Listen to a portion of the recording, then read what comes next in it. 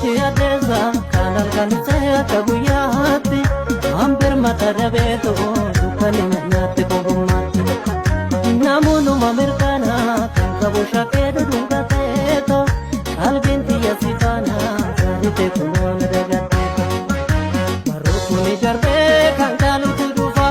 ogaraan farda fe'ateeto sifaana golufa gachiisu sirra fuuma birrimni nan qabu natti maame maaloo yaalan